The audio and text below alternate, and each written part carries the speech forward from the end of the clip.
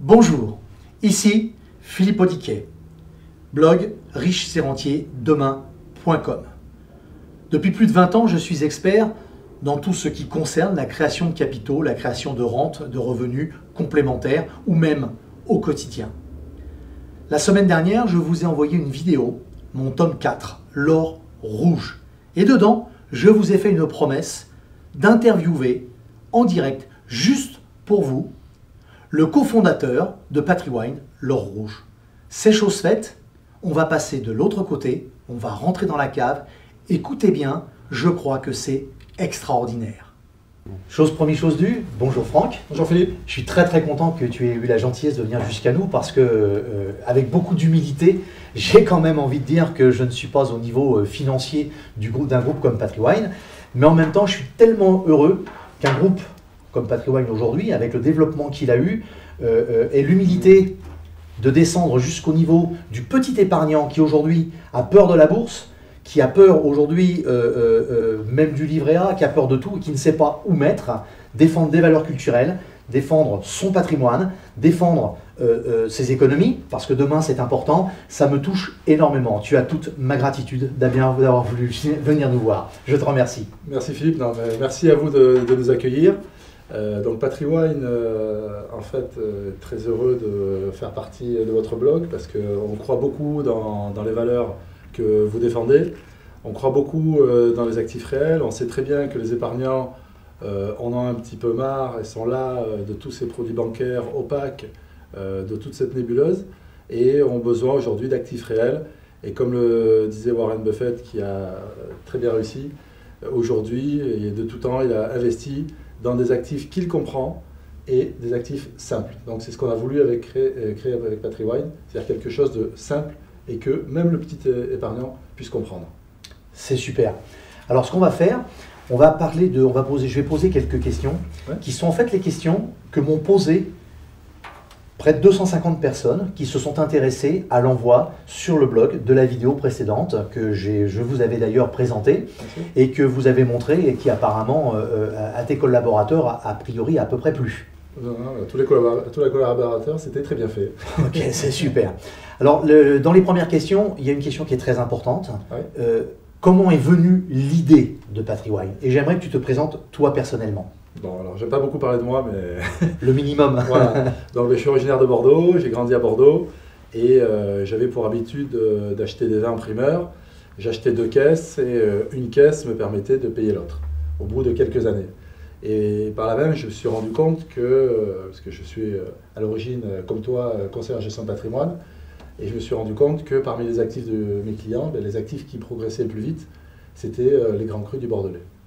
Donc il y a une vingtaine d'années, j'ai cherché à créer l'équivalent de Patrywine, mais comme je n'avais pas de réseau et que les demandes de financement auprès des banques ont échoué, eh bien j'ai attendu d'avoir un petit coup de pouce, et le petit coup de pouce a été la loi TEPA, c'est-à-dire qu'on a proposé à des investisseurs de faire partie d'un tour de table, et c'est pour ça qu'aujourd'hui, Patrywine peut exister avec 70 actionnaires et 1 230 000 € de capital social.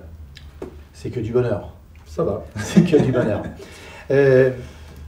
J'aimerais que tu nous fasses un rappel relativement rapide sur le principe du placement. Mais que le principe, le fonctionnement. Il s'agit d'acheter des caisses de vin qui sont stockées soit à Bordeaux, soit au Port-Franc-de-Genève.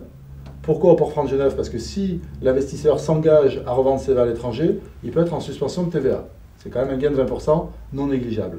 Donc ces vins-là sont stockés. Notre métier, c'est quoi? C'est choisir les caisses de vin qui ont le meilleur potentiel de progression. Donc les caisses de vin ont un beau potentiel de progression à partir du moment où la demande est supérieure à l'offre.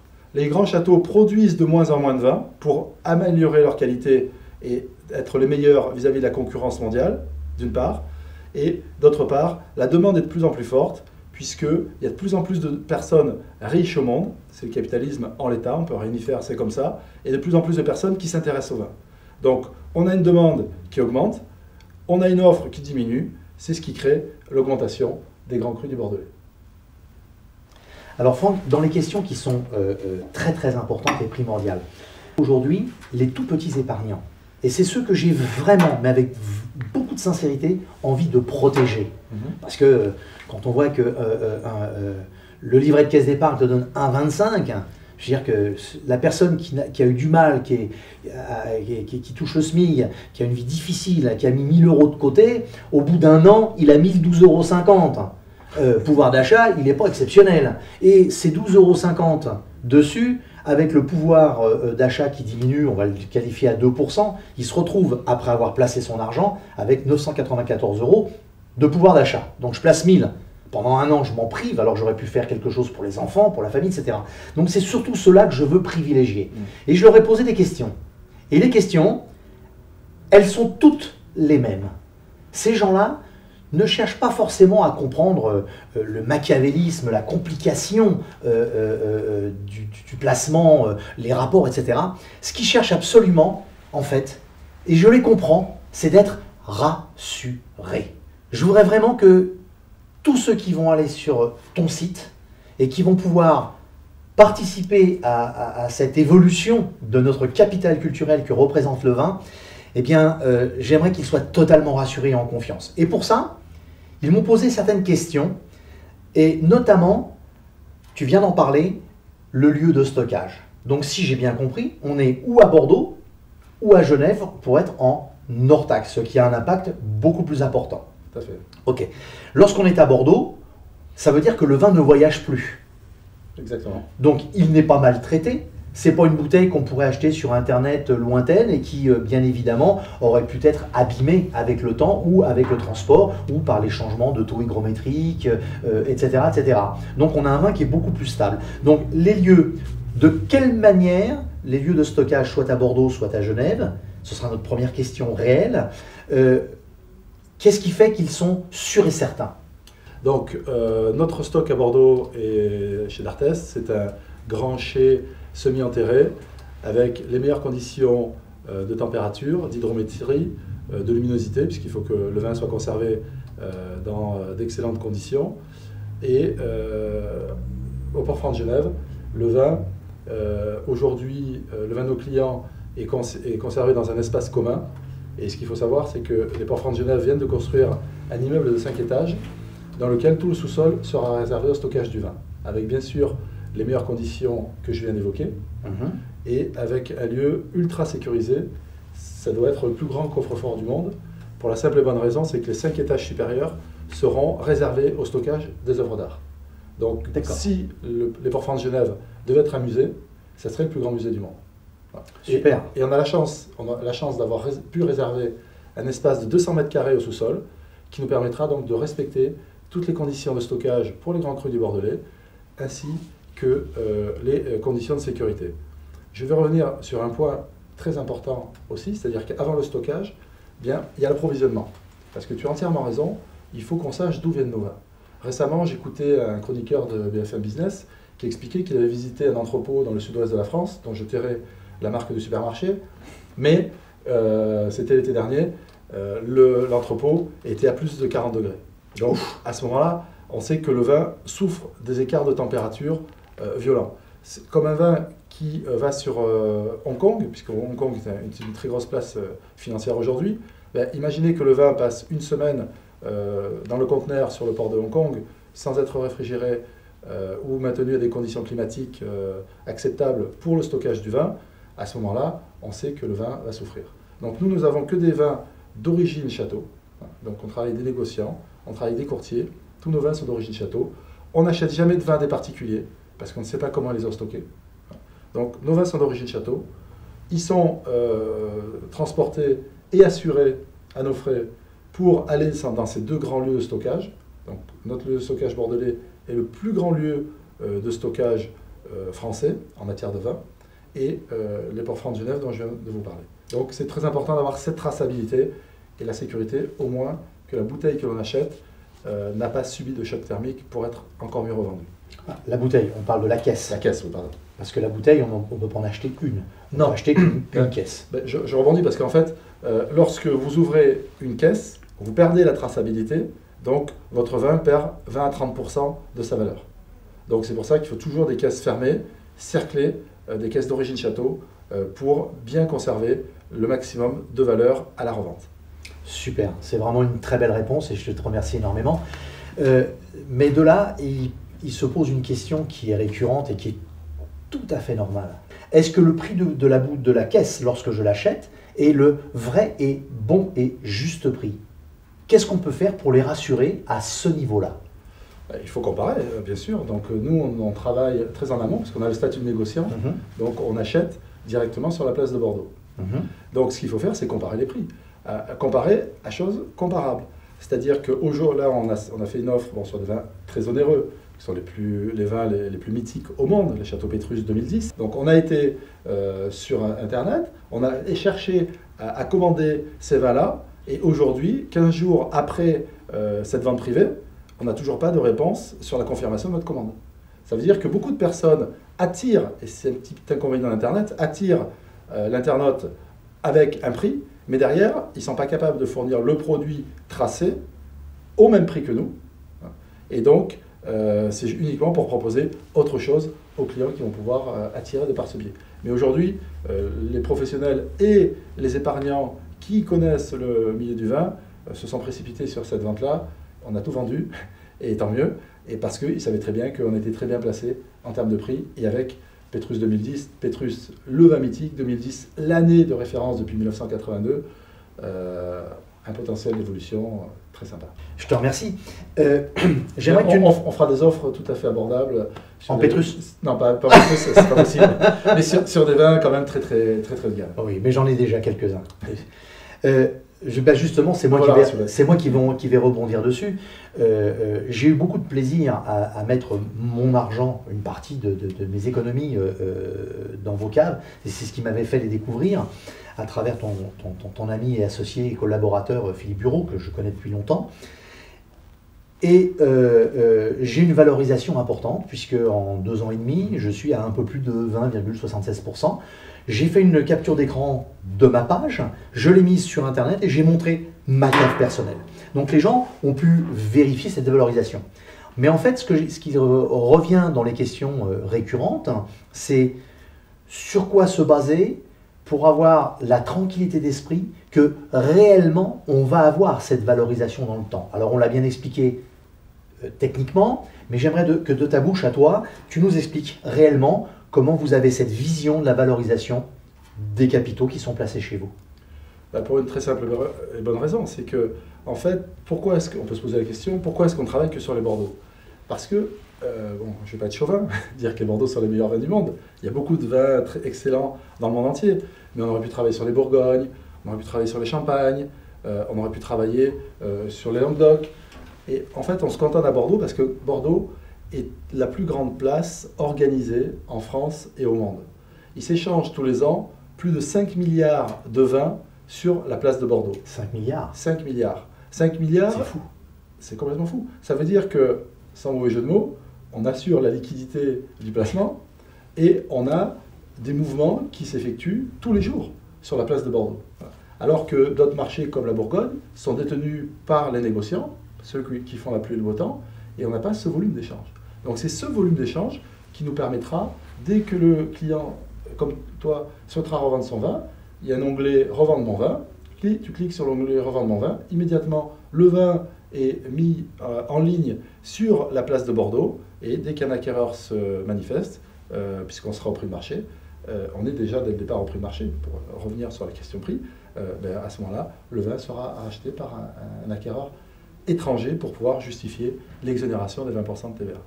Ok, j'ai cru également comprendre, si j'ai bien tout compris, puisque ce n'est pas mon domaine d'expertise le plus poussé, qu'en même temps, de temps en temps, c'est vous qui envoyez un signal lorsqu'il y a une pénurie, enfin une rétention de vin qui revient et qui est une très forte demande, pour que éventuellement celui qui est néophyte, vous organisez une réunion des gens en disant, par courrier bien évidemment, email et autres, en disant attention, ce vin-là aujourd'hui a pris une très forte demande, il y a une rétention sur le marché, est-ce qu'il vous intéresse de le remettre en vente maintenant parce qu'on va organiser de nouveau un afflux d'un millésime précis? Tout à fait. Alors, pour bien comprendre en amont, donc, nous, notre métier, c'est de travailler sur les vins qui ont le meilleur potentiel de progression. Le meilleur potentiel de progression, ça veut dire des vins qui pourront évoluer très fortement dans les années à venir. Donc aujourd'hui, sur les 9000 châteaux du Bordelais, c'est pas plus d'une centaine de vins. Donc on a eu l'exemple l'an dernier avec le château Angélus. On pressentait que Hubert de Broire, avec son excellent travail, le patron du château Angélus, pardon, allait devenir, avait des possibilités de passer premier grand cru de Saint-Émilion. Et on savait très bien que cette évolution-là ferait qu'en termes de prix, on aurait une évolution précise. Donc on a beaucoup mis en avant ces derniers temps le château Angélus. Et en fait, quand le château Angélus est passé premier grand cru de Saint-Émilion, on a une progression de plus de 50% du prix de la bouteille. Derrière, évidemment, on a conseillé à nos clients de revendre ces vins pour réarbitrer sur des vins qui, eux aussi, ont un potentiel de plus-value, mais qui n'a pas encore été valorisé par le marché. Donc notre rôle, c'est bien à la fois d'accompagner le client en amont dans les choix de vins d'investissement. Tous les vins ne progressent pas. Et deuxièmement, quand le vin a atteint son potentiel de progression, c'est à nous de dire par mail, auprès des conseillers, auprès des clients directs, voilà, votre vin a fait telle plus-value, les arbres ne montent pas jusqu'au ciel, vous prenez votre plus-value, réinvestissez sur tel autre château qui lui aussi a un très beau potentiel de progression. Un très bel exemple. On vient de parler un petit peu de la revente, le comment, donc on a donc bien deux façons de le faire. La décision pure et dure, j'ai besoin d'argent, je voudrais revendre mon vin, et là, il est sur le marché. Je voudrais quand même faire une parenthèse, puisque on est quand même sur un actif à moyen long terme. C'est-à-dire qu'au début, on avait des clients qui traitaient les caisses de vin comme les actions. Ce n'est pas du tout le sujet. Donc on n'achète pas, on revend dans le mois ou sous les 6 mois. Donc, c'est pour ça que le délai d'investissement minimum, c'est 4 ans, le temps que la rareté s'installe. La rareté s'installe comment? La rareté s'installe à chaque fois qu'une bouteille est bue ou à chaque fois qu'une bouteille est collectionnée. Donc plus les bouteilles sont consommées, plus les bouteilles sont collectionnées, plus le nombre de bouteilles restantes diminue et la qualité des grands Bordeaux, c'est de s'améliorer avec le temps. Donc meilleur est le vin, moins on a de vin, donc forcément, plus son prix est élevé. Alors à ce sujet, je voudrais te poser une question qui est la mienne, qui n'est pas celle des gens qui ont la gentillesse de nous lire et de nous suivre. C'est une question très personnelle. Évidemment, avec mon métier de conseiller en patrimoine, je suis l'économie et j'ai vu que le président chinois est venu en France. Il a passé 3 jours chez nous.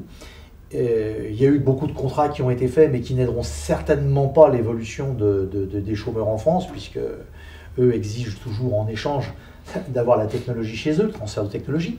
Néanmoins, j'ai vu qu'avec le réchauffement de cette diplomatie, il venait de lever des formes d'embargo qui bloquaient, et que notamment, ça allait certainement servir au vin, et notamment au Bordelais. Tu pourrais nous en dire plus, parce que ça, c'est récent, c'est il y a 15 jours. Ouais. Alors, remontons à l'origine de cette problématique. L'origine de cette problématique, c'est que les Chinois, de manière très ouverte, subventionnaient la construction de panneaux solaires et que les autorités européennes ont décidé, l'année dernière, avril 2013, de mettre des contraintes sur l'importation des panneaux photovoltaïques chinois. En mesure de représailles, à la veille de Vinexpo, qui se tient tous les 2 ans à Bordeaux, les autorités chinoises ont décidé d'augmenter les droits douaniers pour l'importation des berlines allemandes et l'importation des grands vins français. Donc ils ne se sont pas trompés, ils ont tapé là où ça fait mal. Puisque aujourd'hui, les vins et spiritueux sont le 2e poste du commerce extérieur français. Donc j'ai eu la chance de voyager à côté de Nicole Brick pour aller à Vinexpo et j'ai pu en discuter avec elle. Donc ils ont mis tout en œuvre pour arriver à lever ce blocage. Donc Xi Jinping, juste avant son voyage, a effectivement dit qu'il levait les barrières douanières sur l'importation des grands vins français. Donc c'est une excellente nouvelle parce que ça n'a pas empêché aux Chinois de continuer à se former sur le vin. Les Chinois prennent énormément de cours d'œnologie, plantent énormément de vin.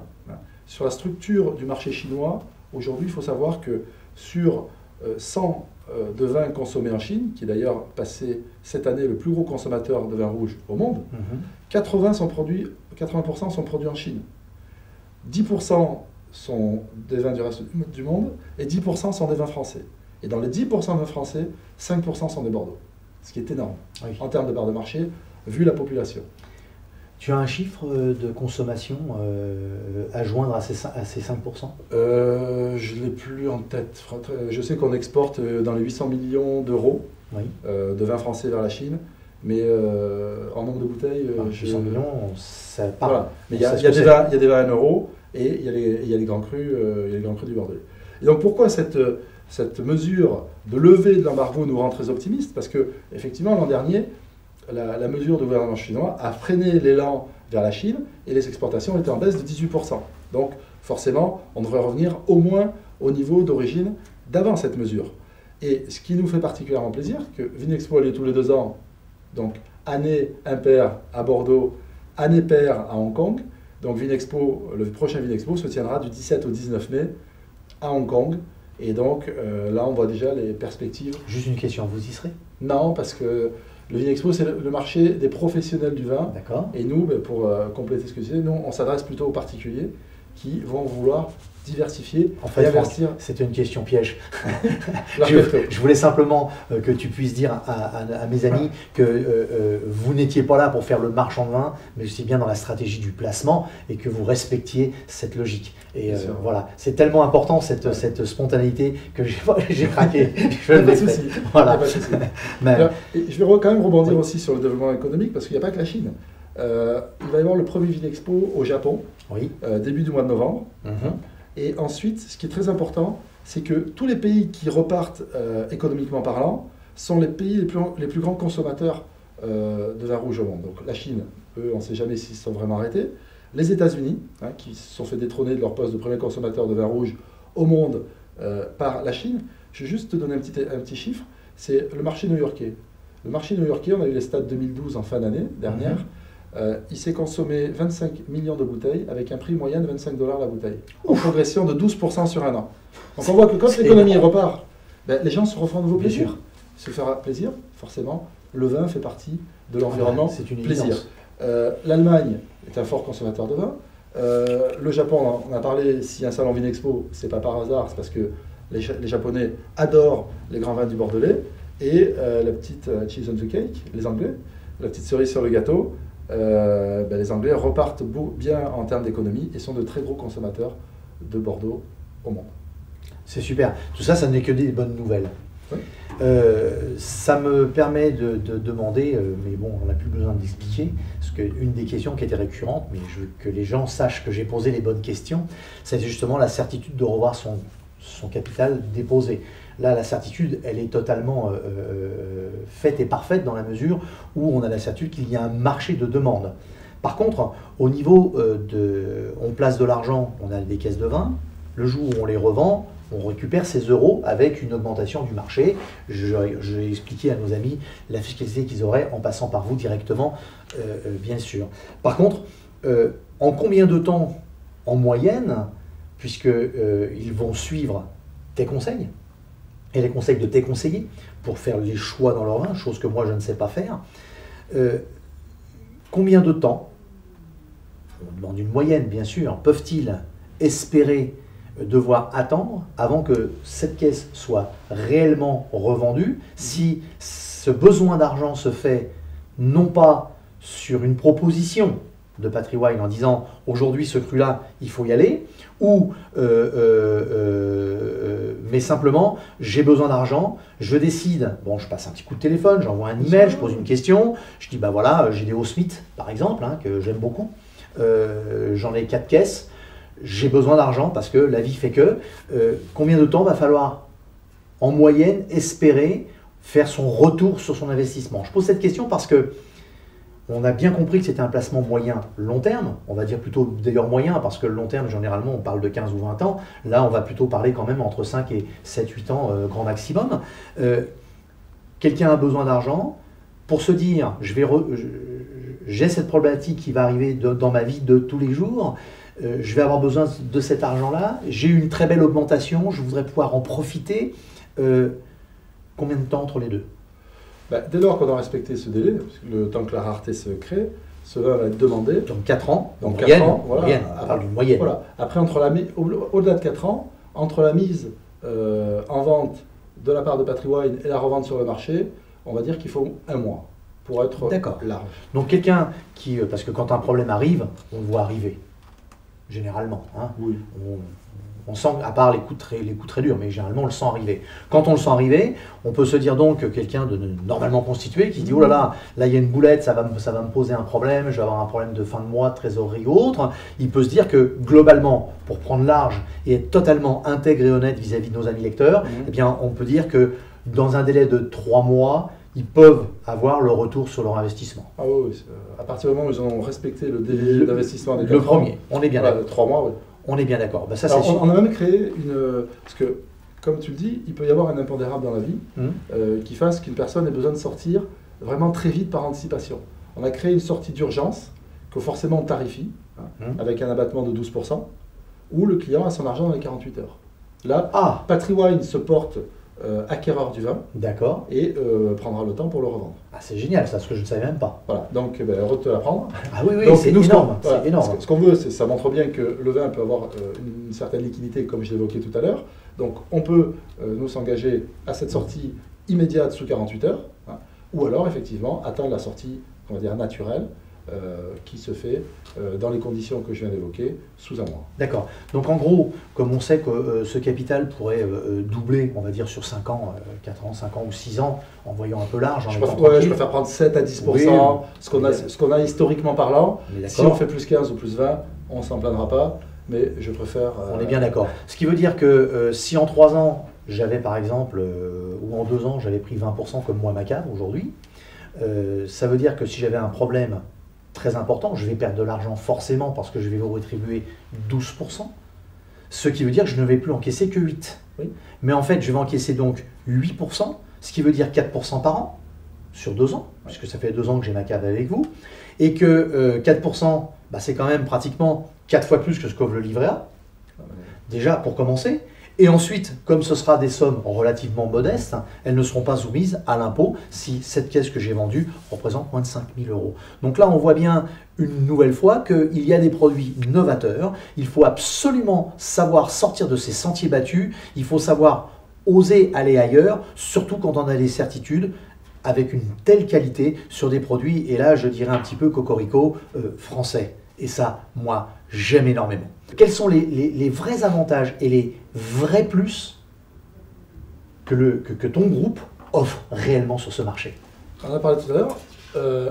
La sélection des vins qui ont le meilleur potentiel de progression. Ce qu'il faut savoir, c'est que les vins les plus rares sont les plus difficiles à acheter. Ce sont des vins, je parlais d'exemple des Pétrus tout à l'heure, pour avoir 120 bouteilles de Pétrus, vraiment, j'ai passé beaucoup de temps, parce que les négociants voulaient me vendre du Pétrus avec d'autres vins qui n'arrivent pas à vendre à côté. Donc nous, ce qui nous intéresse, c'est les vins rares à l'achat, d'ores et déjà. Donc un vin rare à l'achat, c'est très difficile à obtenir, et c'est pour ça que, comme je disais tout à l'heure, on a été chercher sur le net, on n'arrivait pas à trouver des vins équivalents. Donc les vins les plus rares sont les plus difficiles à acheter forcément. 2, le prix. Tu en parlais tout à l'heure, on se bat pour acheter ces vins à un prix de marché. Donc les clients vont retrouver, et je vous invite à faire des comparatifs, vont retrouver le vin en vente chez PatriWine, en tant qu'investissement, à des prix moins chers que ce qu'ils pourront le retrouver dans les grandes caves parisiennes ou sur certains sites internet. Ensuite, la conservation. Donc c'est très important. Très important. Les transports, on ne transporte pas de vin quand il fait moins 10 ou moins 15 dehors en plein hiver. On ne transporte pas de vin l'été, parce que si le transport en camion réfrigéré tombe en panne, notre vin va grimper très fortement en température, ça va le casser, ça va créer des précipitations dartriques, et c'est pour ça qu'en fond de bouteille, on trouvera des espèces de petits cailloux, comme on voit à la fin de la dégustation d'une bouteille de vin. Et ensuite, parce que nous sommes spécialisés sur le vin d'investissement. L'investissement, c'est quelque chose de sérieux. On nous confie des capitaux, de l'épargne. On sait à quel point c'est dur de les gagner. Donc, nous, on est spécialisés dans l'investissement, dans ces vins rares qui ont un potentiel de plus-value élevé, et avec derrière un site internet très transparent. C'est-à-dire que le client va sur sa cave, comme tu l'évoquais tout à l'heure, il a ses vins par château, il a ses vins par appellation. La cote est remise à jour tous les mois sur la cote de la place de Bordeaux. Et donc, tous les mois, le client voit l'évolution de son investissement. Et il retrouve même la photo de de l'étiquette de sa bouteille, de son cru. On voulait un petit côté ludique. Oui, voilà. c'est vrai que allier le côté ludique à l'investissement, c'est tellement rare pour être souligné. Je te remercie, Philippe. C'est agréable. Parce que tout le monde ne connaît pas, mais quand on voit une belle image, une belle vignette, c'est quand même très plaisant. Avant de clore ce petit entretien, est-ce que tu aurais une précision très importante qui pourrait gommer aux néophytes et aux gens qui ne connaissent pas des fois les peurs de franchir le pas pour passer à quelque chose de nouveau parce qu'on n'a pas l'habitude. Je veux dire que le livret A, je l'ai pris et c'est ma bête noire, hein. Je suis contre absolument, j'appelle ça le hold-up légal français de l'État. Le livret A, il est instauré depuis tellement longtemps que dans le temps, nos grands-parents l'ouvraient aux petits-enfants qui arrivaient, etc. Et que ça reste encore quelque chose d'une tradition. Alors que les gens savent très peu que c'était destiné à la construction, que ça ne l'est pas, c'est un produit d'État, l'État garde l'argent et fait autre chose avec, il paye des obligations. Donc en fait, avec ces économies, on a des dettes, là avec ces économies, on a du vin qui dort bien. Est-ce qu'il y aurait une précision très importante que tu pourrais nous dire juste là pour dire aux gens, nous sommes vraiment dans une sécurité globale? On est dans la tradition. On est sur un produit qui existe depuis la nuit des temps. Nos caisses de vin sont stockées en toute sécurité avec les meilleurs éléments de conservation. Les clients sont directement propriétaires de leur caisse. Ça veut dire que même si je souhaite longue vie à PatriWine, s'il arrive quelque chose à PatriWine, on a vu que les plus grandes sociétés au monde pouvaient trébucher, le client sera détenteur de sa caisse physiquement.